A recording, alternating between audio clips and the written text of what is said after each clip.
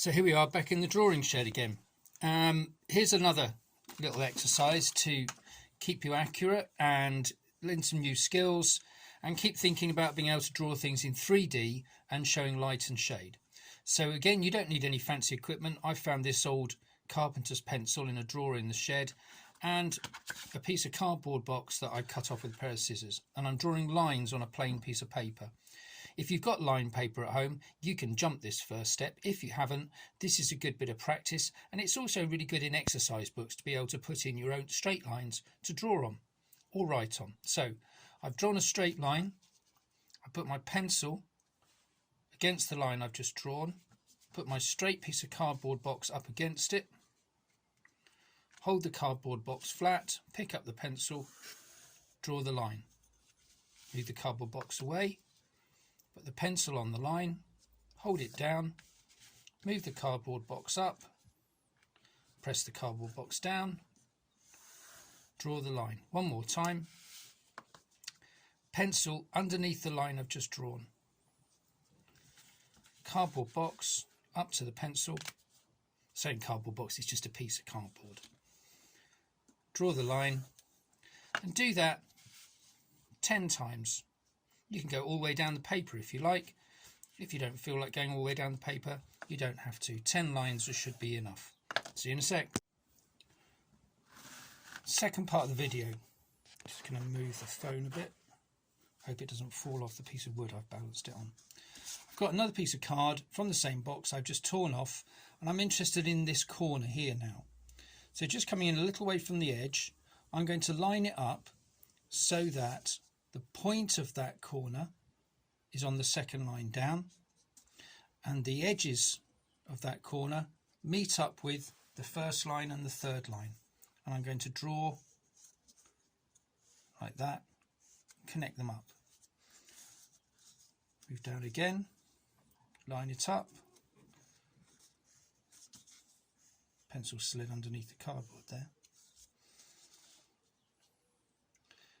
And if you've been watching any of the food videos, in fact the lemon drizzle cake from before, I'm going to try very hard not to confuse oranges with lemons or any other silly mistakes.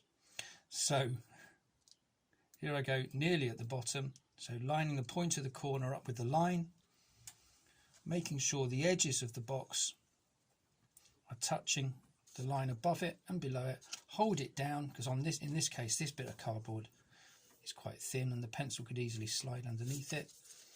And then just to finish it off on the 10th line, I did only go down 10 lines in the end. I'm going to do that. See if you can get to that stage on your own. See you in a sec. Stage number 3. I've got the same piece of cardboard. There it is. Just turned it over. Put the point of the cardboard on that second line down, and this time I'm going to make the opposite shape, going this way and then this way, and again stopping at the lines. Here we go again, move it down to the next one.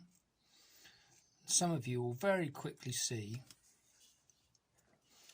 little patterns starting to emerge, interconnecting diamonds, I suppose.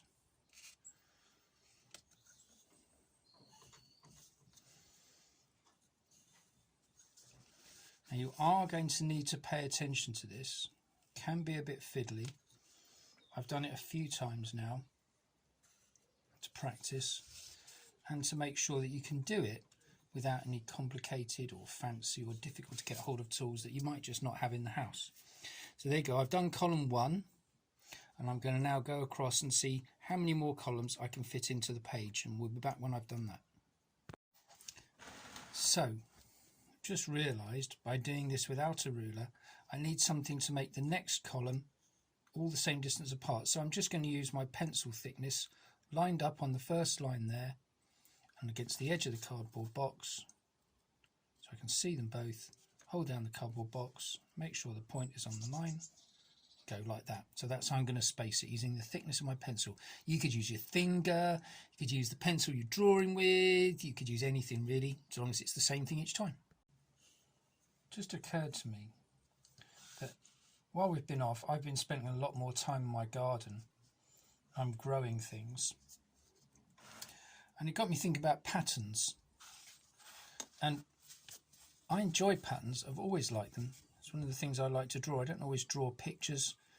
Even from when I was little, I used to like to draw patterns, and a lot of the patterns I would see would be the ones that you would see in nature. So I suppose one of the famous ones is snowflakes, because they've always got their own patterns. You probably know that each snowflake is completely unique. There's no other snowflake like it. If you see pictures of them online where they've been looked at under a microscope, you can see the complicated edge patterns all the way around and inside. A bit like a paper doily where it's been folded and cut lots of times. Well, if you go out into your garden or wherever you live and you're walking around and you're just looking at things, just spend a little bit of time just stopping and looking at the flowers and the leaves and the rings on the bark of trees, and just look and see how many different patterns you can see and how often nature reuses those patterns. So it doesn't like to waste stuff, nature. If it can reuse a pattern, it will. So have a look around, see how many patterns you can see, and see if you can see them in other places as well. So as you can hopefully see, I'm making my way across the page now, using my little line guide, my bit of cardboard box, and I am really having to concentrate. It is really quite a challenge. Think about something really quite technically and physically difficult you've had to do in DT.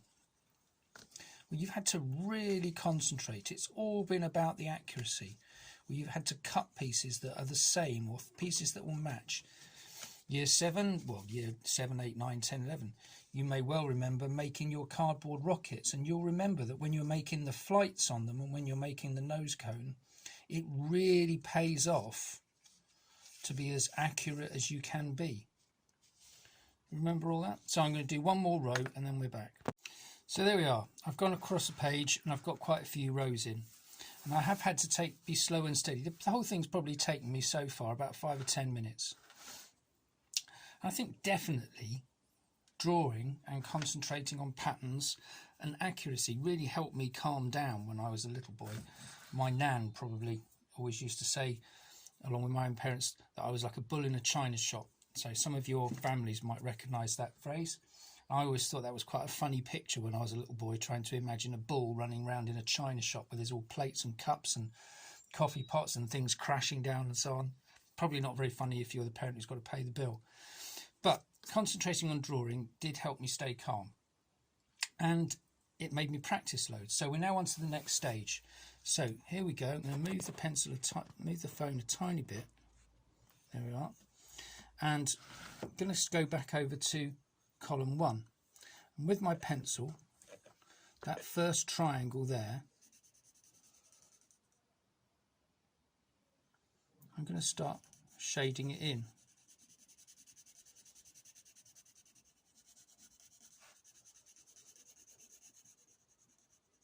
Staying in between the lines on this one. It's going to be quite important. So not scribbling, but being quite careful. Moving on to the next one.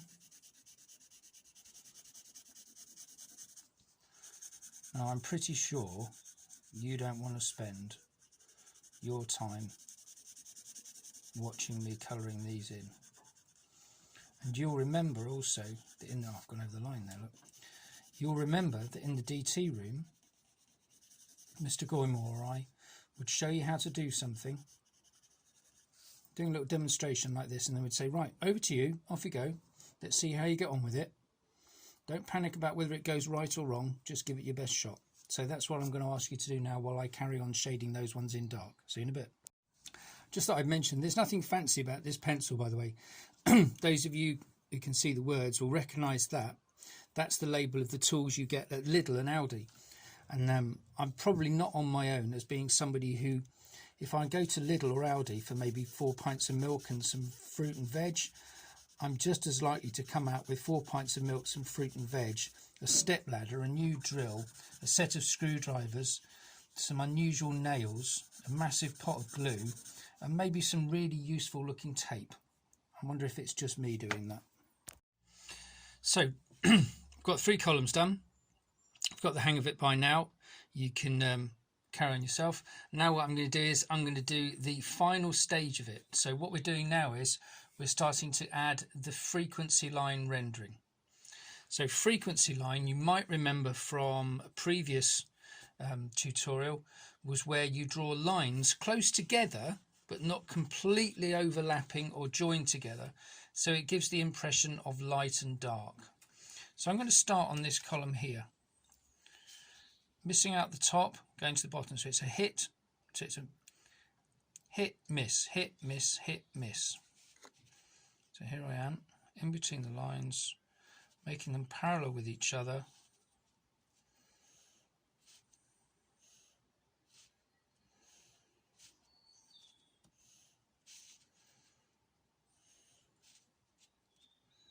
Go over those ones a little bit. Next one down. Hit, miss, hit, miss, hit, miss, hit, miss, hit, miss. Next one down. Hit, miss, hit, miss. Quite get that line there.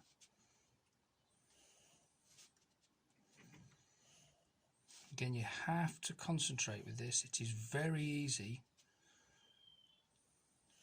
to go over lines that you really didn't want to go over, and then the effect doesn't quite work and you have to go back with an eraser and figure out where you went wrong.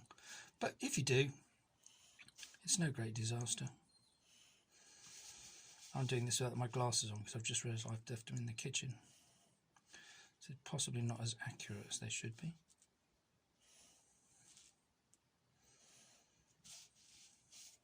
So that's a column of those done there.